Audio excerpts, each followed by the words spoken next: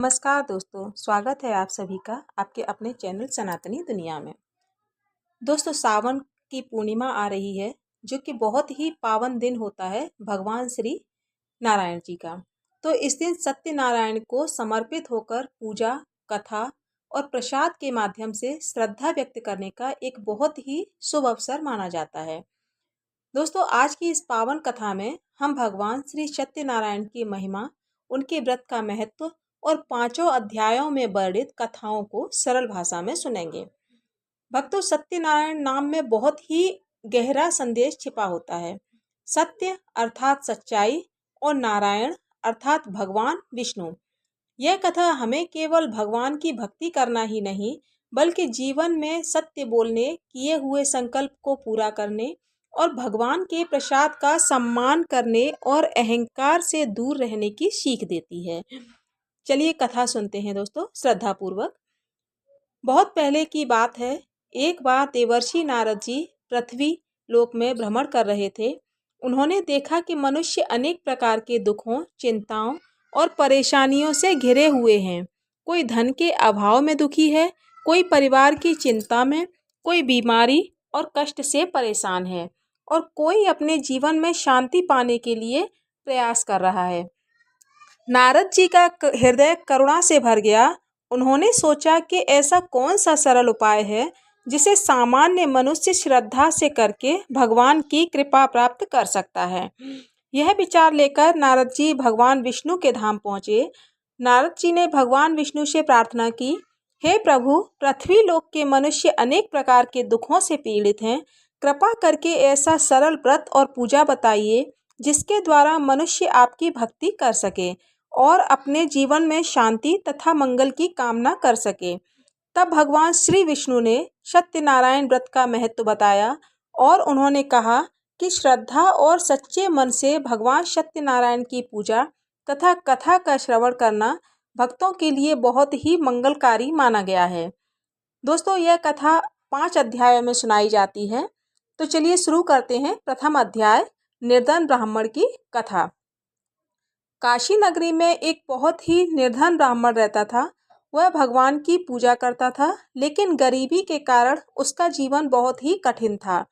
एक दिन वह ब्राह्मण रास्ते में बैठा हुआ अपनी परेशानियों के बारे में सोच रहा था। तभी भगवान सत्यनारायण उसके सामने एक वृद्ध ब्राह्मण के रूप में प्रकट हुए। उन्होंने ब्राह्मण से पूछा, हे ब्राह्मण, तुम इतने चिंतित क्यों हो? ब्राह्मण ने अपनी गरीबी और कठिनाइयों के बारे में बताया। तब भगवान ने उसे सत्यनारायण व्रत की महिमा बताई और कहा कि श्रद्धा पूर्वक भगवान सत्यनारायण की पूजा करके कथा सुननी चाहिए और प्रसाद भक्तों में बांटना चाहिए। ब्राह्मण ने श्रद्धा से भगवान की बात स्वीकार की। अगले दिन उसे अपनी सामर्थ्य के अनुसार पूजा की तैयारी उसने कर ली। उसने भगवान सत्यनारायण की पूजा की, कथा सुनी और प्रसाद बांटा। भगवान की कृपा से उसके जीवन में धीरे धीरे परिस्थितियां बदलने लगीं और उसके घर में सुख शांति आने लगी। दोस्तों, भगवान के सामने धन नहीं बल्कि सच्ची श्रद्धा और साफ नियत बहुत अधिक महत्वपूर्ण है। इसी के साथ द्वितीय अध्याय में लकड़हारे की कथा होती है। एक दिन वही ब्राह्मण भगवान सत्यनारायण की पूजा कर रहा था।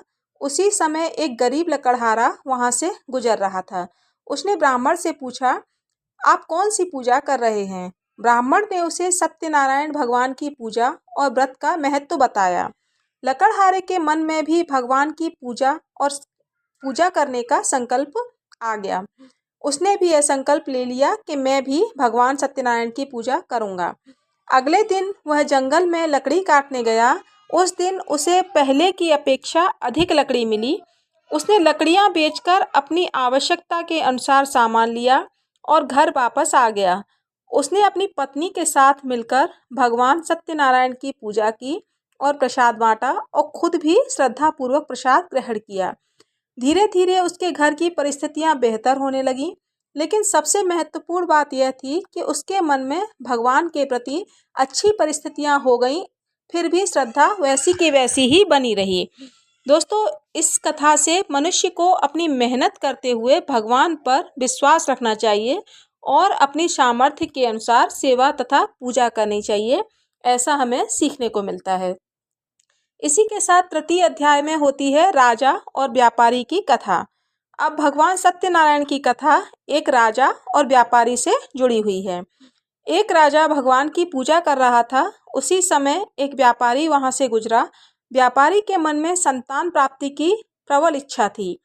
उसने भगवान की पूजा देखकर राजा से सत्यनारायण व्रत के बारे में पूछा। राजा ने उसे इस व्रत का महत्व बताया।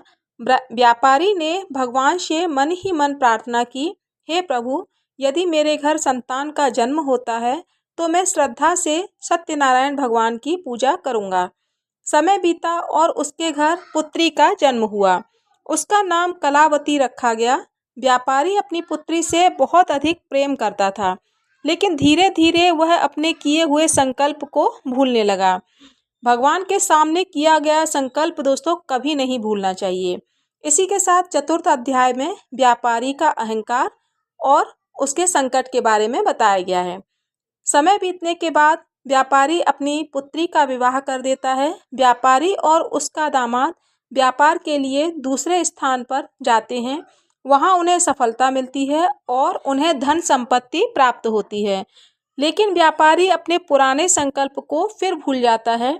भगवान सत्यनारायण की कथा यही बात बार बार समझाई गई है कि मनुष्य को सफलता मिलने के बाद भगवान को नहीं भूलना चाहिए। कथा के अनुसार व्यापारी को कठिन परिस्थितियों का सामना करना पड़ता है और उसे अपनी भूल का एहसास होता है। तब उसने भगवान से प्रार्थना की, हे प्रभु, मुझसे भूल हो गई, मुझे क्षमा करें। मैं श्रद्धा से आपकी पूजा करूंगा और अपना संकल्प पूरा करूंगा।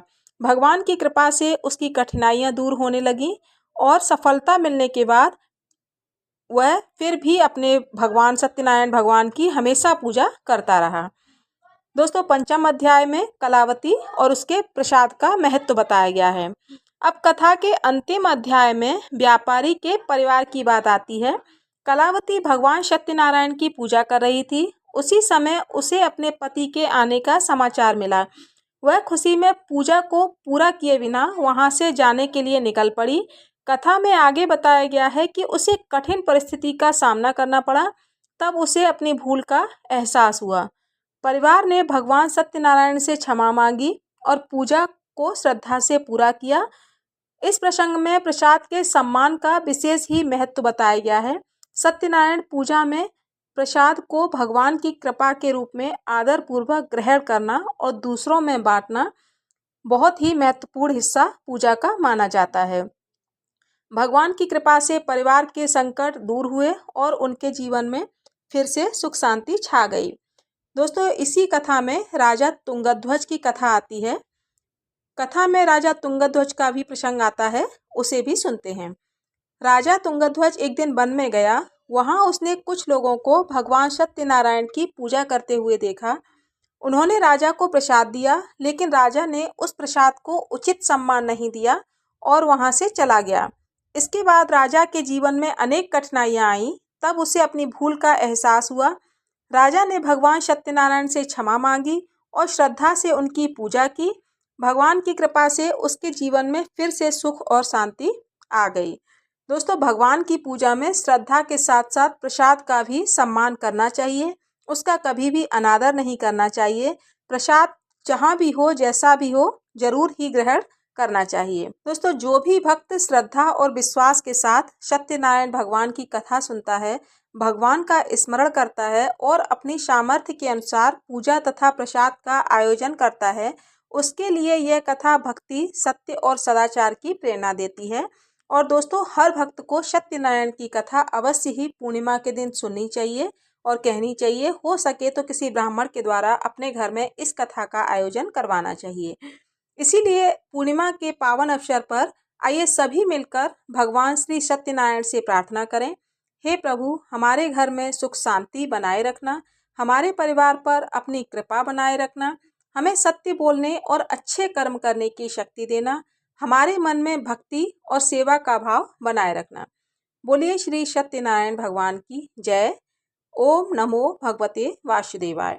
दोस्तों, जो भी भक्त इस कथा को श्रद्धा से सुन रहे हैं, भगवान सत्यनारायण उनकी सभी उचित मनोकामनाओं को पूरा करें और उनके परिवार में सुख शांति एवं मंगल बनाए रखें।